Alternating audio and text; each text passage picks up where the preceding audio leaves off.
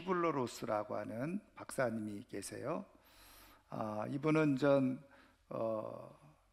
2차 세계대전 당시 포로 수용소 경험도 하고, 그래서 이제 정신의학자가 되어졌는데, 정신의학자가 되어져서 환자들을 돌보는 가운데서 이제 의사들이 환자들을 함부로 대하는 이제 그런 모습을 보고서 충격을 받았고, 더 나아가서 특별히 이제 죽음을 앞두고 있는 그런 환자들을 굉장히 무시하는 그런 모습을 보고 충격을 받았습니다. 그리고 또 뿐만 아니라 죽음을 앞두고 있는 환자들이 굉장히 두려워하면서 아름다운 죽음을 맞이하지 못하는 그런 모습을 보고 생각하고 존엄하고 아름다운 인생의 마무리를 하도록 도와야 되겠다, 그런 마음이 들어서 마지막 인생을 정말 존엄하고 아름답게 마무리하고 죽도록 하기 위해서 임종을 앞두고 있는 말기암 환자들을 돌보는 호스피스 사역을 시작하게 되어졌죠. 그러다 보니까 당연히 많은 그 죽음을 앞두고 있는 환자들을 접하고 이야기하고 또 연구하게 된 겁니다. 그래서 이분이 이제 많은 죽음에 관한, 상실에 관한 그런 책들을 많이 펴냈는데요. 그가 이제 마지막 뇌졸중이 와서 반신불수가 되어졌어요. 4년 동안 투병 생활하다가 2014년도에 그렇게 하나님의 부르심을 받았는데, 마지막 유작이 있습니다. 그것이 뭐냐면 2006년도에 우리나라에도 발행이 되어졌어요. 초 베스트셀러, 많은 사람들에게 읽혀진 책이 되어졌는데, 그의 제자였던 데이비드 캐슬러와 더불어서 함께 글을 썼죠. 그게 뭐냐면은 그 원어 제목 그대로 하면 라이프 레슨이라고 하는 책입니다. 인생 수업, 이렇게 번역이 되어져서 발행이 되어졌죠. 이분이 이제 500여 명 정도 되는 그런 마지막 죽음을 앞둔 그런 환자들을 다 인터뷰를 하고, 그러면서 내용을 정리하는 거예요. 마지막 죽음을 앞두고 있는 사람들이 삶을 정말 어떻게 마무리하고 정리하기를 원하는지, 그리고 이분들에게 마지막 생명이 좀 더 주어진다고 한다면 하고 싶은 일이 뭔지, 뭐 이런 얘기들을 이제 물어봤죠.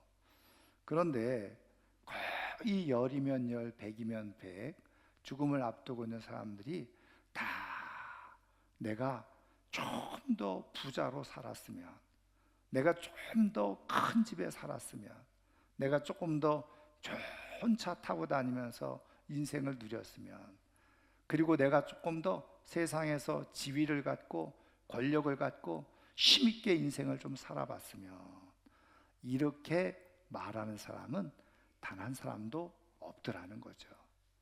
그래서 당신에게 인생의 시간이 주어진다고 한다면 무엇을 하고 싶은가? 이렇게 물어보았을 때 대부분 사람들이 아주 사소하고, 그리고 일상에서 누구든지 할 수 있는 이야기들을 대부분 하더라는 거죠.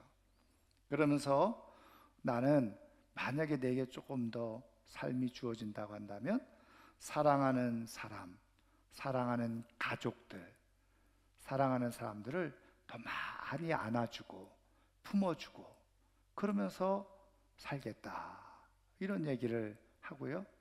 내가 정말 사랑하는 사람들과 함께 산책도 하고 식사도 함께 하면서 시간을 그렇게 함께 가지기를 원한다.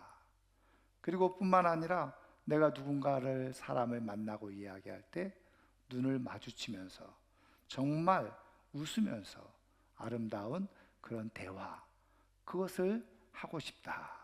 이렇게 어떻게 보면 별것 아닌 사소하고 그리고 작은 소망과 기대를 가지고 이야기를 하더라는 거죠.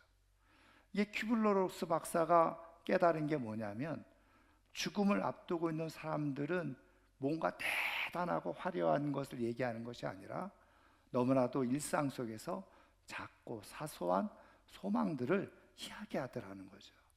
그래서 그의 책에서 이렇게 이야기를 합니다.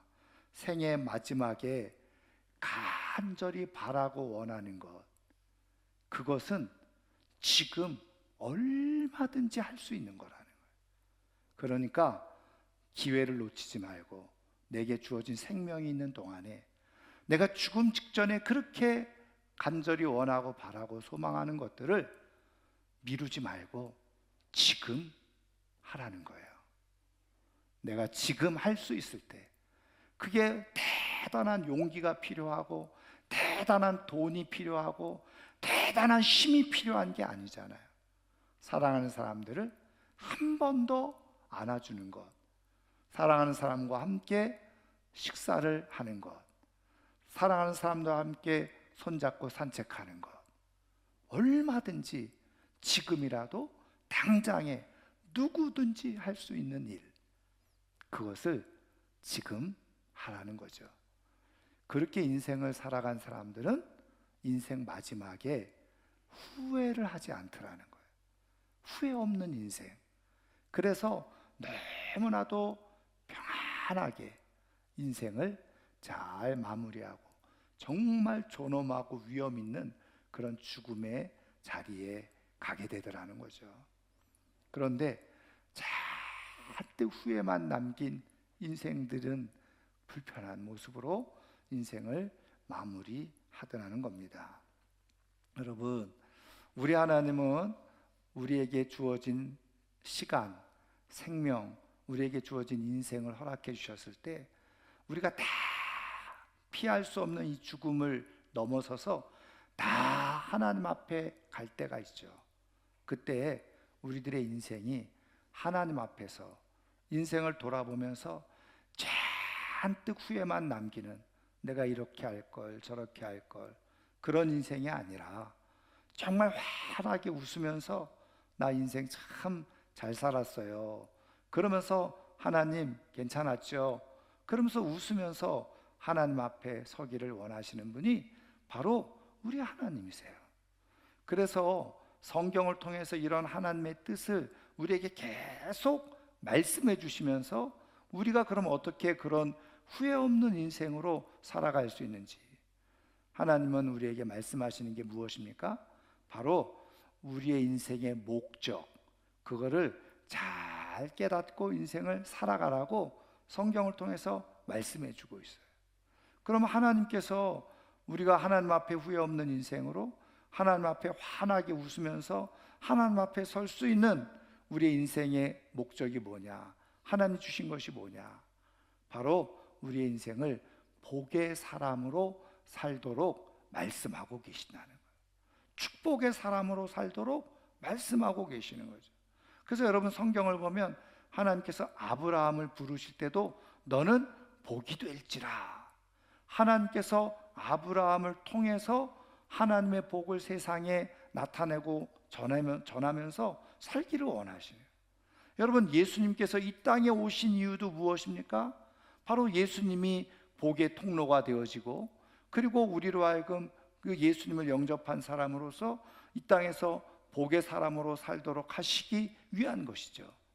근데 여러분, 우리가 자꾸 착각하고 오해하는 것, 복 얘기하니까 자꾸 세상적인 재물, 물질, 세상 지위, 이런 걸 자꾸 복으로 생각하니까 나는 그거에 해당이 안 되나 보다, 이렇게 생각을 하는데, 여러분, 성경을 통해서 말씀하시는 가장 최고의 복이 뭐예요?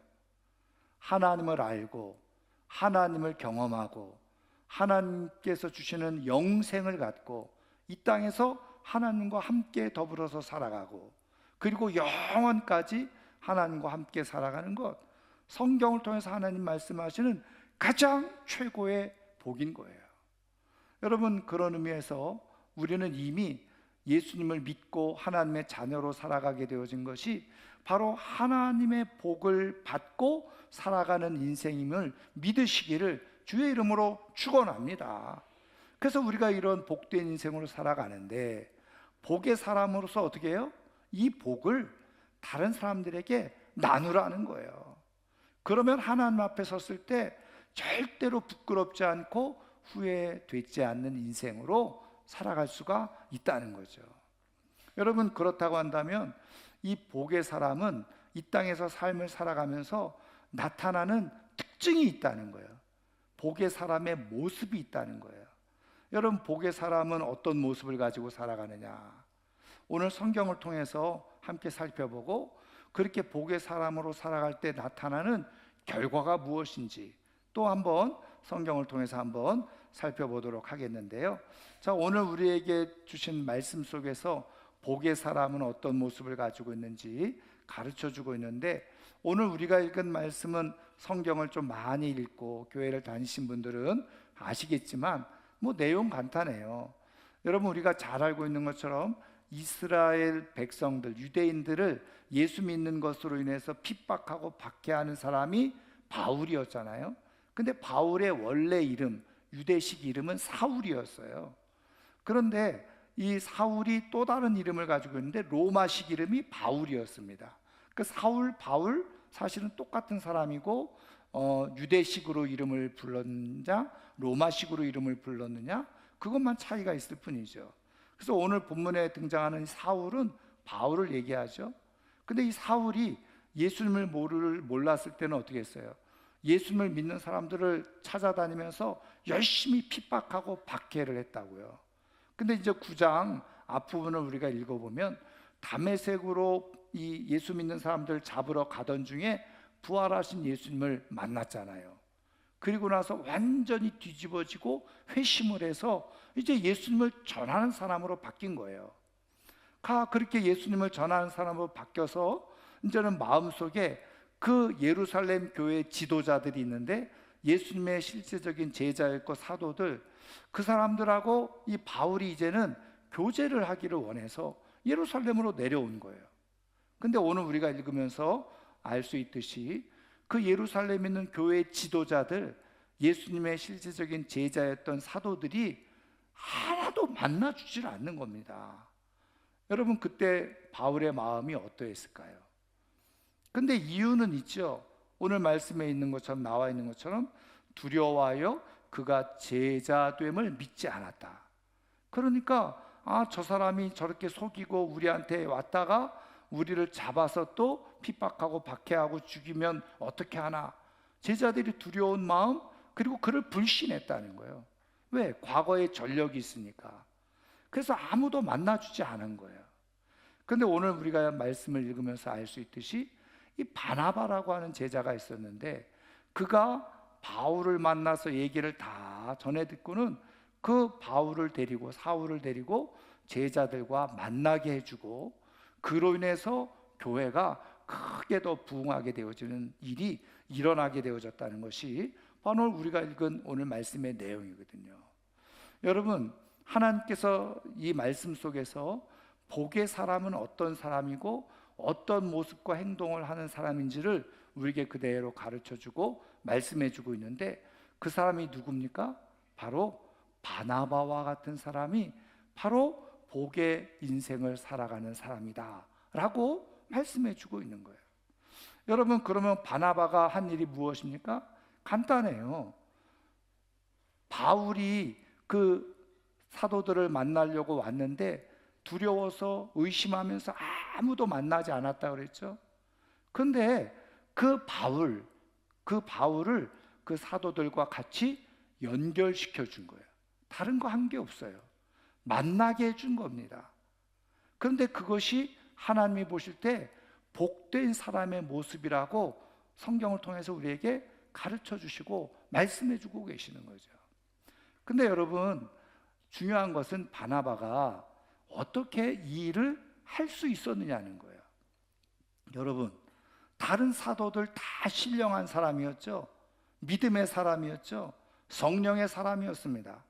그럼에도 불구하고 바울을 두려워서 만나지 않았어요. 사귀지 않았어요. 그런데 바나바는 어떻게 그런 두려움, 불신, 의심 그것을 다 없애고 만날 수 있었느냐는 거예요. 여러분, 여기가 굉장히 중요하죠.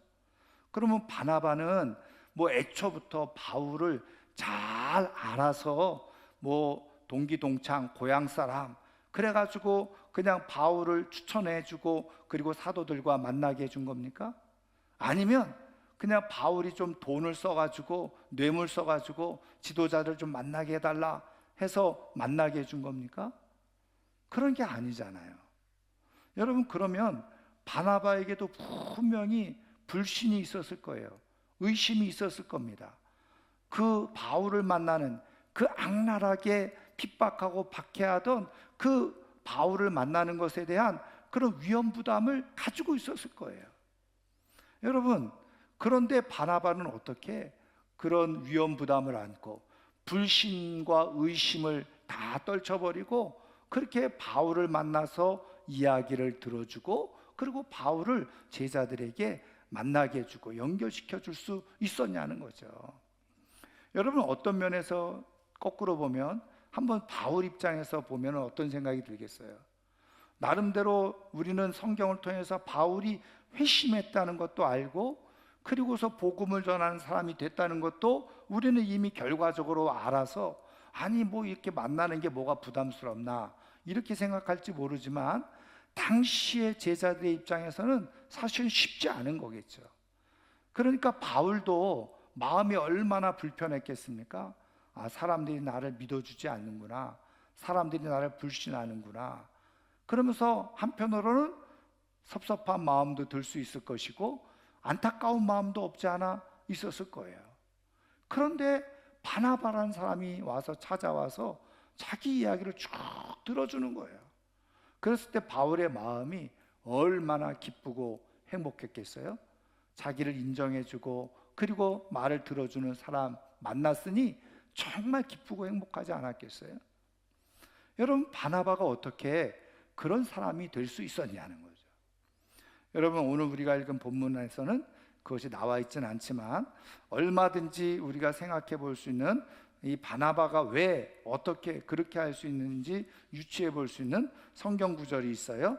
먼저 바나바가 어떤 사람인지 성경은 기록해 주고 있는데 두 곳을 한번 찾아보려고 그래요.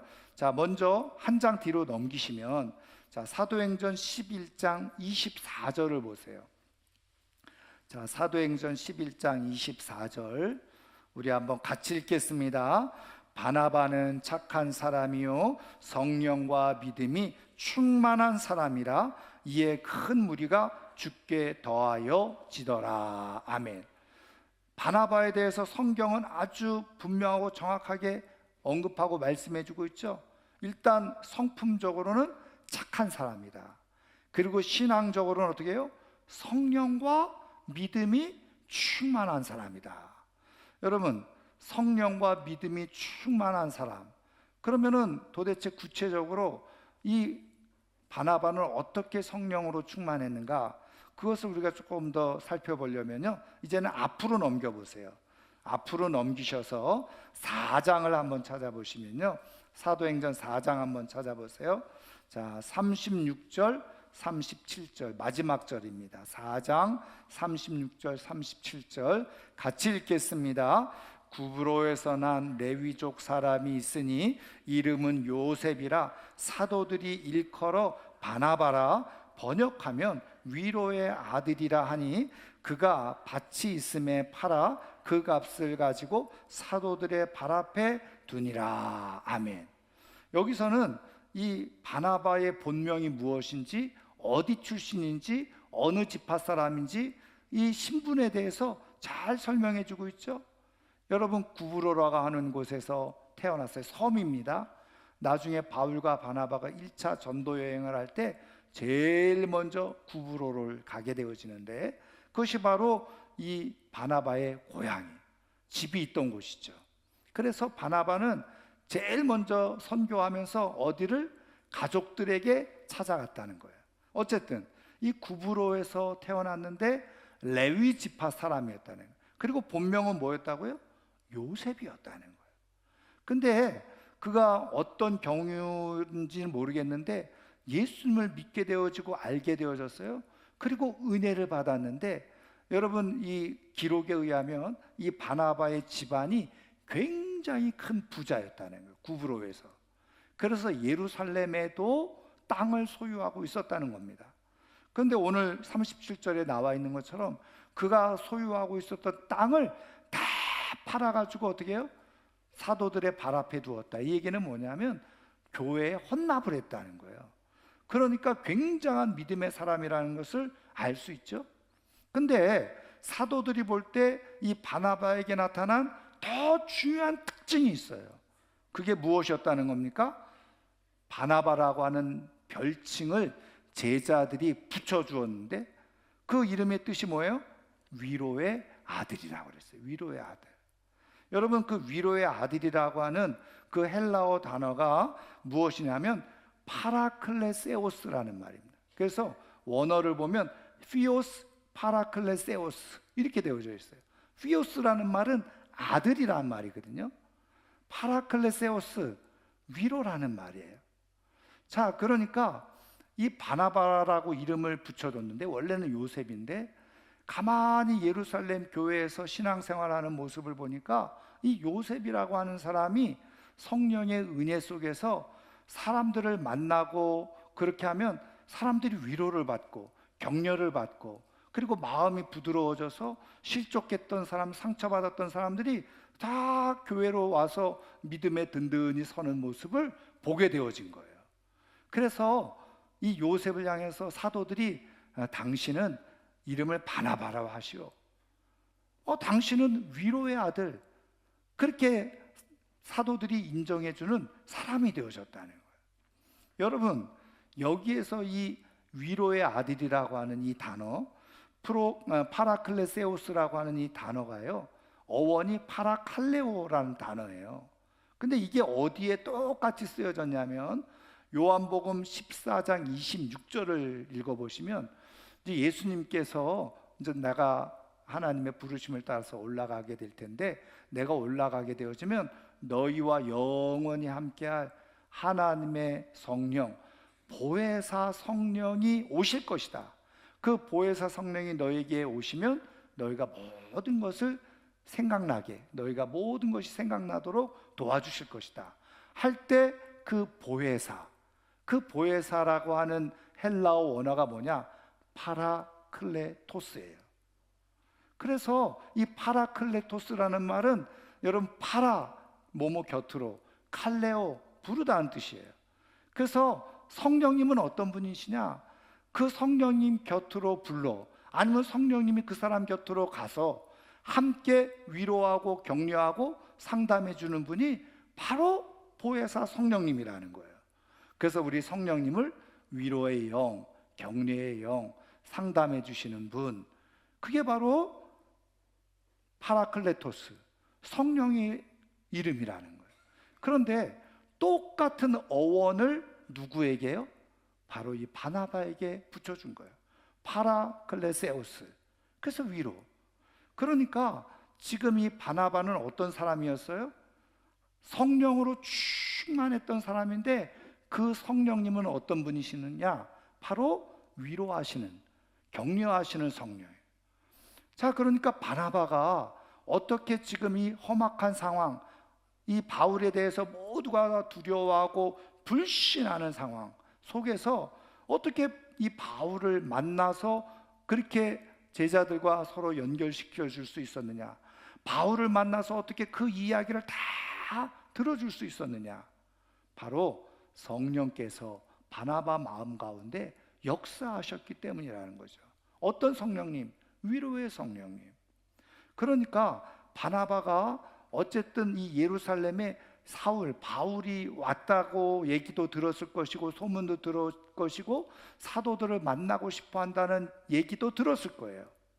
그래서 바나바가 기도했었겠죠.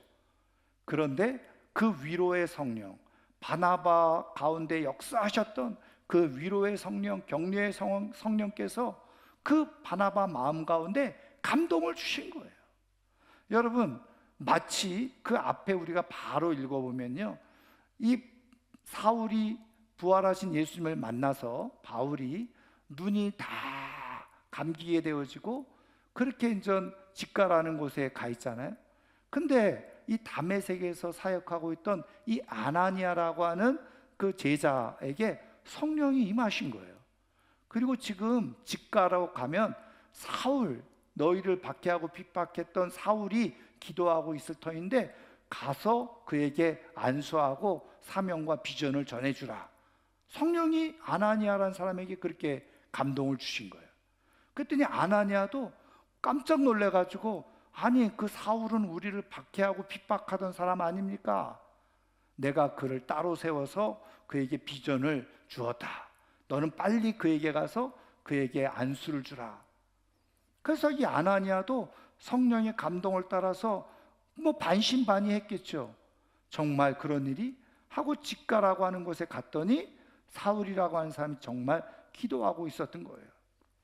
그 사울에게 안수를 하고, 그래서 사울이 믿음의 사람으로 바뀌어지는 역사가 일어났잖아요. 그러니까 바나바에게도 동일하게 그 위로의 성령께서 함께 임하셔서, 야, 지금 바울이 사도들을 만나고 싶어 하는데 아무도 불신하고 두려워해서 만나고 있지 않으니 네가 찾아가서 그 바울을 잘 위로하고 격려하고 얘기를 잘 들어줘. 그리고 네가 그 바울을 바로 사도들에게 연결을 해 주라. 성령께서 그런 마음을 주신 거죠. 감동을 주신 거예요. 그랬을 때 바나바는 그 성령의 감동하심을 따라서 바울을 찾아간 거죠. 용기를 내서 찾아갔어요. 두려운 마음도 있었을 겁니다. 의심스러운 마음도 있었을 거예요. 그런데 가서 바울을 만나서 쭉 지나온 이야기들을 들으니까 성령의 감동이 있는 거예요. 그래서 위로하고 격려하면서, 그리고 그 바울을 사도들에게 만나게 해주는, 사귀게 해주는 그런 일을 할 수가 있었던 거죠. 여러분, 여기에서 바나바가 했던 중요한 일은 무엇이었습니까? 말씀드린 것처럼 가가지고 당신 과거에 왜 이렇게 우리들을 괴롭혔어? 왜 우리들을 이렇게 핍박했어? 따진 게 아니에요. 지금 바울이 처해 있는 상황과 어떻게 회심했는지, 어떻게 변화되어졌는지 그걸 고스란히 들어주었다는 거예요. 경청해 주었다는 거예요. 여러분, 하나님께서 말씀하시는 복의 사람들에게 나타나는 중요한 특징이 뭔지 아세요? 바로 홀로 있는 사람들 찾아가서 들어주고, 그리고 그 말을 듣고 위로해주고 격려해주고 응원해주는 일을 하는 사람이 바로 복의 사람이라는 거예요. 야단치고 탓하는 것이 아니라 그들의 말을 잘 귀담아 들어주고 위로해주고 격려함으로 인해서 주의 몸된 교회 공동체 안으로 이끌어서 거기서 새로운 삶을 살아가도록 하는 것, 그것이 바로 복의 사람이 하는 일이라는 거예요. 그러니까 하나님의 복을 가지고, 하나님의 영생의 복을 가지고 이 땅에서 복된 삶을 살아가는 사람들에게 나타나는 가장 중요한 모습이 바로 이런 모습이라는 거예요. 여러분, 그런 의미에서 오늘 이 시간 함께 말씀을 듣고 나누는 가운데 성령께서 우리 각자에게 이런 마음을 주실 수 있어요. 아니면 누군가의 얼굴과 누군가의 모습이 떠오를 수도 있고요. 내가 기도하면서 기도할 때 하나님께서 성령님을 통해서 누군가를 찾아가서 그가 지금 외롭고 쓸쓸하고 홀로 있으니 그의 말을 들어주라 하는 그런 감동이 있을 수가 있어요. 그럴 때에 여러분 그대로 순종해서 그 일을 행하게 되어지면 하나님께서 기억하시고 인정하시는 복의 사람으로 살아가는 거예요. 여러분, 그런 사람은 어떻게 되는 거예요? 그런 인생을 쭉 살다가 하나님 앞에 서게 되어질 때 부끄러움이 없다는 거예요. 후회가 없이 웃으면서 하나님을 만나고 주님을 만나면서 영광스럽게 하나님 앞에 설 수 있다는 거예요. 저는 이 말씀을 이렇게 묵상하면서 이런 생각을 한번 해보게 됐어요. 앞서 말씀드린 것처럼 다른 사도들과 제자들도 다 성령의 사람이었어요. 그런데 왜 이들은 왜 바울 만나기를 두려워하고 주저했을까? 그들도 다 성령의 사람이었는데 저는 두 가지를 한번 추측을 해봤어요. 하나는 뭐냐? 성령께서 바울을 만나라고 그들에게도 감동을 주었는데 불안과 두려움이 너무 커서 그냥 주저하고 못 만나고 있었던 거죠. 하나는 이렇게 생각할 수 있어요. 그런데 여러분, 우리가 성경을 통해서 사도들의 행적을 보면 그런 사람들은 아니었을 것 같아요. 그럼 뭐냐? 여러분 기억하세요. 성령님이 모든 사람 가운데 분명히 역사하시는데 하나님은 하나님의 일을 해가실 때 누군가에게 특별하게 감동을 주셔서 그 하나님의 일을 하게 하시거든요. 그러니까 특별히 다른 사도들은 뭐 성령으로 충만했지만 별로 이 바울을 만나는 것에 대해서 성령께서 특별한 감동을 주지 않으셨을 수도 있어요. 그런데 성령께서 누구에게만요? 바나바에게 콕 집어서. 왜? 그가 좋은 성품을 가지고 있는 사람이니, 그가 아마도 이 바울을 만나게 되어지면 뭐 탓하거나 뭐 질책하거나 화내거나 그런 것이 아니라 좋은 위로를 그리고 격려를 하면서 정말 예루살렘 교회와 함께 화합할 수 있도록 하나님께서 그렇게 역사할 수 있는 사람이니 아마 바나바에게 그런지도 몰라요. 근데 중요한 것은 성령께서 바나바를 콕 집어서 감동을 주시고 그 사명을 감당하게 하신 이유가 뭘까요?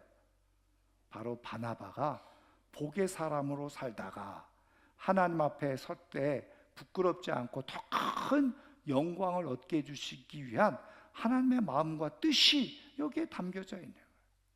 여러분, 그런 의미에서 오늘 저는 하나님께서 우리 마음 가운데 그런 감동을 주실 때, 내가 부끄럽지 않는 인생, 하나님 앞에서 후회 남기지 않는 인생을 살아가도록 하시기 위해서 나에게 이런 감동을 주시는구나, 나를 콕 집어서 이런 감동을 주시는구나. 그리고 좀 불편할 수도 있죠. 힘들 수도 있죠. 저 사람이 내 말을 과연 들어줄까?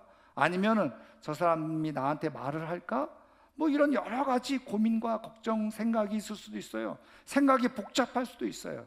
그런데 성령께서 강하게 주시는 감동을 따라서 하나님, 내가 좀 불편하지만 힘들지만 그러나 내가 성령께서 가라고 하시니 만나라고 하시니 나는 만나겠습니다. 그렇지만 성령님 주관해 주세요. 그러면 가서 만나고 잘 얘기를 경청하고 들어주는데 그때 어떻게 해요? 하나님의 역사가 나타나게 되어진다는 거예요. 하나님이 일하시는 거죠. 저는 이 말씀을 듣는 가운데 누군가가 지금 얼굴이 떠오르고 생각나. 그것이 내 자녀이고 부모이고 가족일 수도 있어요. 아니면 내 형제일 수도 있고 내 이웃일 수도 있고 내 친척일 수도 있죠. 여러분, 정말 바나바처럼 성령의 감동을 받은 그대로 복의 사람으로 가서 하나님의 복을 함께 이야기하는 가운데 정말 후회 없는 인생을 살아가는 하나님의 사람들이 다 될 수 있기를 주님의 이름으로 축원합니다. 복의 사람은 성령의 사람이고 복의 사람은 성령의 인도함을 따라서 하나님께서 만나라고 하는 사람을 만나는 사람이고, 여러분, 그 결과가 어떤 결과가 주어졌습니까? 오늘 우리가 읽은 말씀 31절을 한번 다 같이 읽어볼까요? 자, 31절 다 같이 읽습니다. 그리하여 온 유대와 갈릴리와 사마리아 교회가 평안하여 든든히 서가고 주를 경외함과 성령의 위로로 진행하여 수가 더 많아지니라. 아멘. 여러분, 아니 바울이 하나 예루살렘 교회와 함께 교류하고 그리고 교제하기 시작했는데 성경은 뭐라고 말씀하고 있느냐? 그로 인해서 모든 교회들이 평안해지고 든든해지고 믿는 사람들이 더 많아지는 역사가 일어나게 되어졌다는 거예요. 여러분, 저는 이 말씀을 묵상하면서 이런 생각을 해봤어요. 한번 생각을 해보세요. 바나바가 바울을 처음 만나러 갔을 때, 이 사람은 우리 기독교 역사에서 정말 큰 위대한 일을 할 사람이야.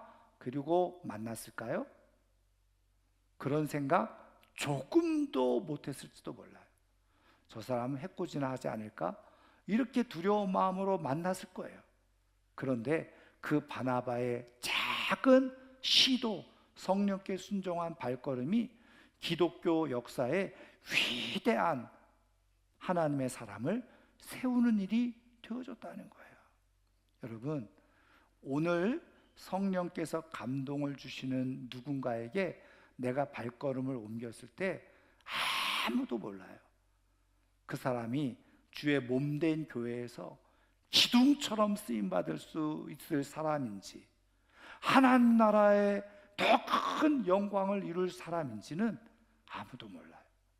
근데 여러분, 이렇게 복의 사람으로 성령께 순종해서 그대로 살아갔던 사람들은 무엇을 보는 겁니까?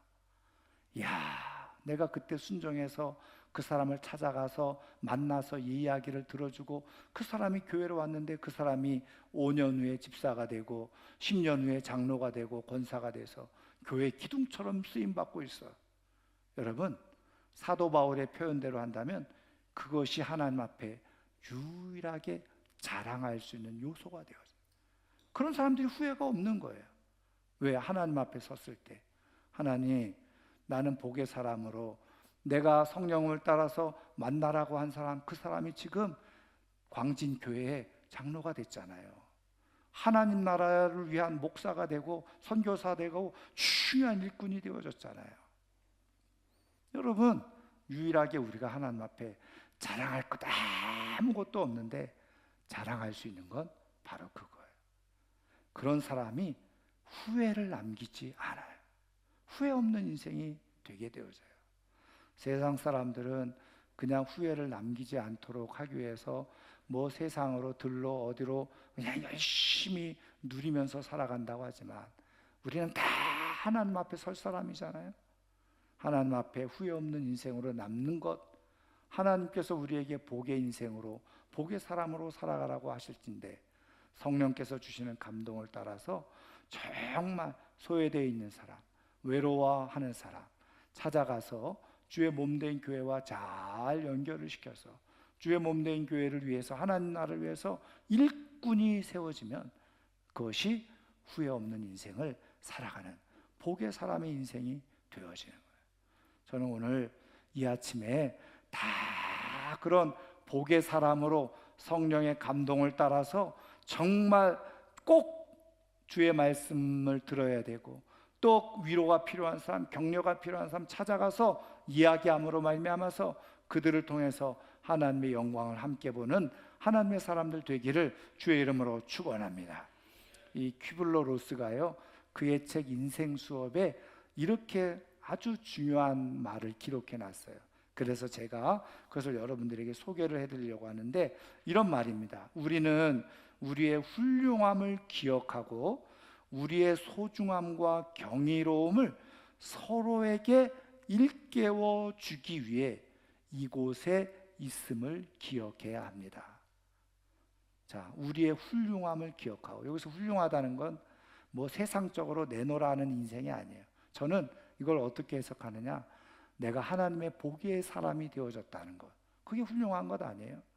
그걸 기억하고 우리의 소중함, 하나님 앞에서 하나님이 우리를 얼마나 소중하게 여기시고 시편의 기자의 고백대로 우리를 얼마나 경이롭게 만드셨는지, 우리의 소중함과 경이로움을 서로 일깨워 주도록, 너는 소중한 사람이야, 너는 하나님께서 너를 얼마나 사랑하는 사람인데, 그 일깨워 주는 거예요. 그 일깨워 주기 위해서 우리가 이곳에 있음을 깨달아야 된다. 저는 이것이 복의 사람의 모습이라는, 소중하다, 경이롭다, 아름답다, 서로 일깨워주는 사람이 바로 복의 사람인 거예요. 말씀을 마치려고 하는데요, 춘천에 가면 한마음교회라고 있어요. 거기에 아주 많은 분들이 은혜를 받고 간증하는 그런 내용들을 제가 읽게 되어졌는데, 거기에 이런 간증이 하나 있어요. 17살 때에 대마초를 배운 거예요. 그 대마초를 이렇게 피우면서 어떻게 해요?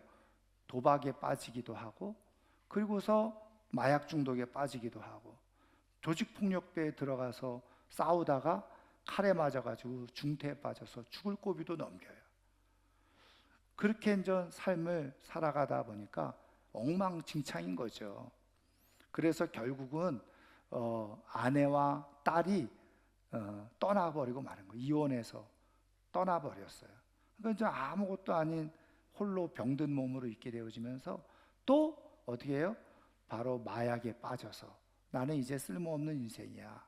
그렇게 저주하면서 이제는 스스로 자기의 삶을 이제 중단하려고. 그래서 30살 때까지 그렇게 살고 아내가 떠나가고 6년이라는 세월이 지났다. 그런데 7년째 되는 그때, 그의 나이 37이 됐겠죠. 그때 집을 떠났던, 이혼했던 아내가 갑자기 찾아와가지고는 자기 부탁이 하나 있다고 교회를 같이 가자고 얘기하더라는 거예요. 그래서 어쨌든 다 자포차기 하고 내 인생 뭐 어쨌든 버려진 인생 뭐 한번 소원 들어주지 하고 교회를 따라간 거예요. 근데 교회 따라가서 예배당에 앉자마자 눈물이 폭포수처럼 쏟아지기 시작하고 그 자리에서 말씀을 들으면서 예수님을 영접하게 되어지고 그의 인생이 완전히 탈바꿈되어지게 되어져서 다시 재결합하고 가정을 이루고 주의 몸된 교회를 섬기면서 행복하게 살아가는 가정이 되어졌다는 거예요.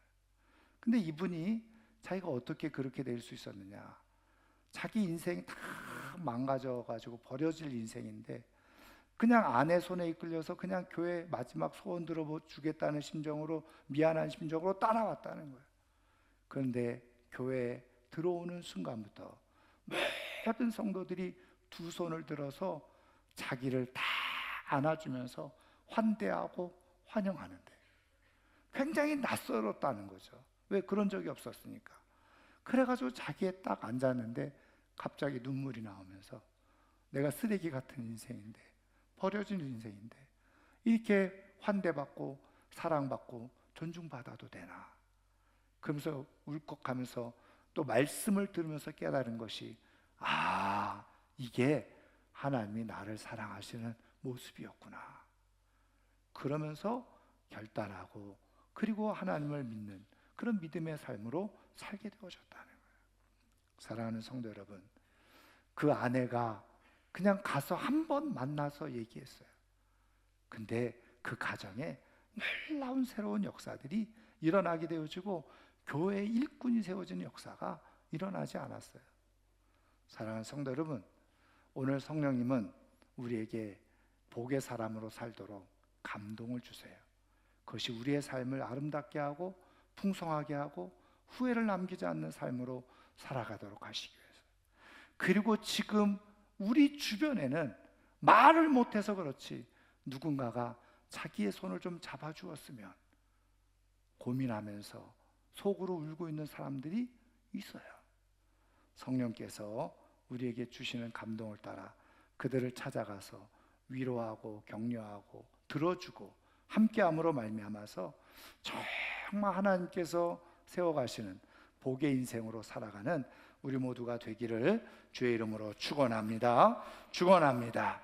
오늘 말씀을 생각하면서 우리 하나님의 약속, 축복송인데요, 하나님께서 우리에게 이렇게 복 주시기를 원하고 계신다는 것을 깨닫고 복의 사람으로 살아가기를 결단하는 귀한 시간이 되어졌으면 좋겠습니다. 여호와는 너에게 복을 주시기를 원하며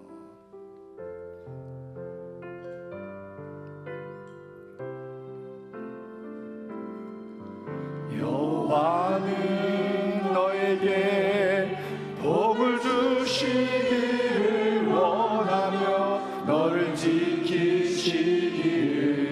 원하시며 여호와는 그 얼굴을 너를 향하여 드사 은혜와 평강 주시기 원하노. 다시 한번 합니다. 여호와는 너에게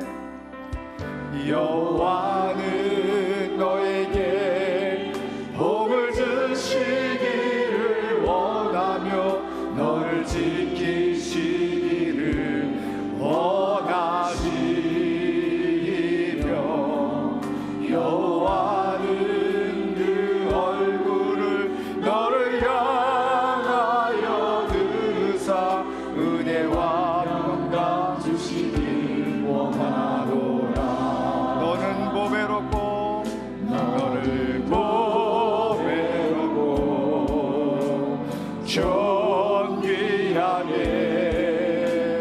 여기시는 하나님이 내 삶 속에서 이 약속을 진실하게 이루시리. 땅에 기름진 것으로 하늘에 신령한 것으로 너를 복주시고 지키신 하나님이 너의 영혼 잘 되도록 은혜 베푸시며 영광으로 인도하시니 땅에 기름진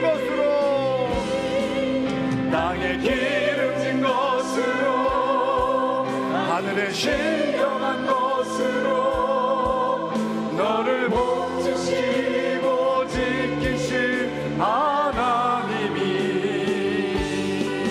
나의 영혼 잘 되도록 은혜 베푸시며 영광으로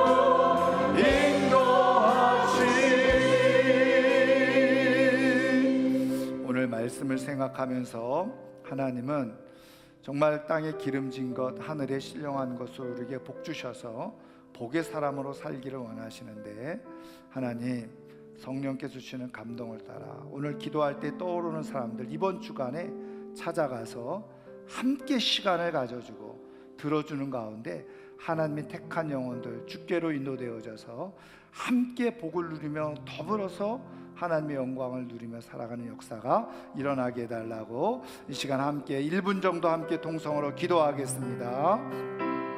하나님 아버지, 오늘도 크신 은혜와 사랑으로 저희들을 붙들어 주시고 이렇게 아버지 하나님 앞에 나와서 기도할 수 있도록 아버지 말씀을 들을 수 있도록 준비해 주셔서 감사드립니다. 우리 하나님 아버지 주셔서 정말 아버지 우리가 신령한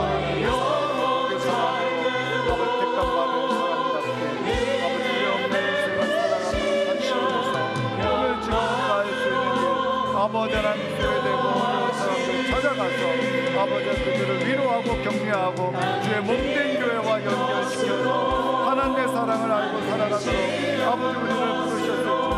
하나님 아버지 성령께서 오늘 시간 기억나고 깨닫고 생각나게 하는 사람들 아버지 이번 주간 찾아가게 도와주셔서 하나님의 복을 함께 누리며 살아갈 수 있도록 하나님이여 도와주었기만은 간절히 밀고 나오니 하나님 아버지께서 도와주시고 역사하여 주시옵소서.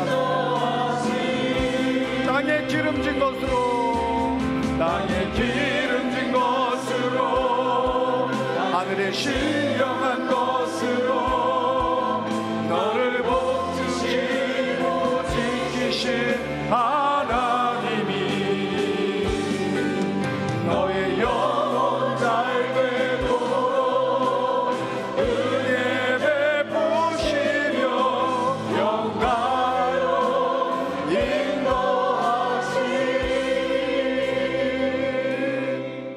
인도하시니. 그렇습니다.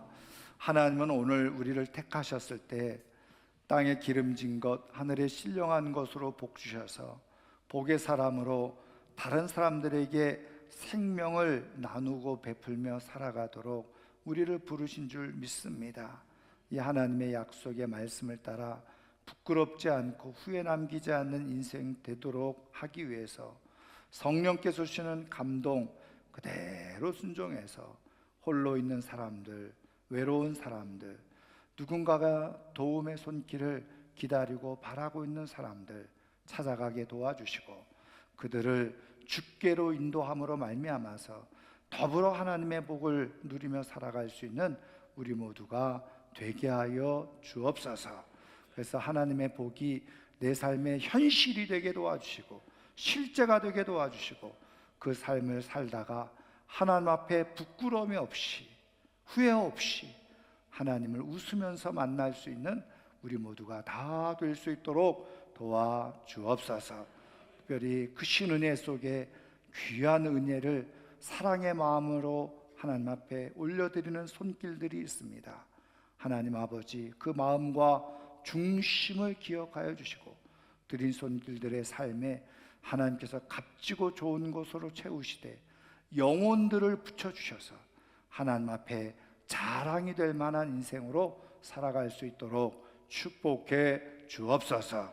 지금은 우리 주 예수 그리스도의 은혜와 하나님 아버지의 크고 놀라우신 사랑과 성령님의 인도하시고 역사하시며 충만하게 기름 부으심이 오늘 우리가 복의 사람으로 하나님 앞에 후회를 남기지 않고 부끄럽지 않고 웃으면서 우리 주님을 만날 수 있도록 해주고 싶으셔서 성령의 감동을 따라 홀로 있는 사람들, 복음이 필요한 사람들, 함께 있어주고 들어주어야 할 사람들 찾아가도록 말씀하시는, 감동 주시는 성령의 감동을 따라 순종함으로 말미암아 하나님께서 원하시는 복의 인생을 살아가기를 소원하고 다짐하고 결단하고 돌아가는 사랑하는 주의 권속들 위해 영원토록 함께 하시기를 축원하옵나이다. 아멘.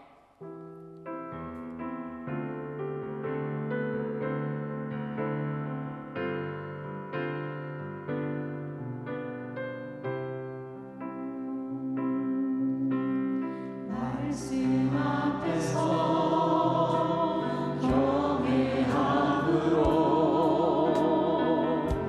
주께 홀로 섭니다. 생명의 말씀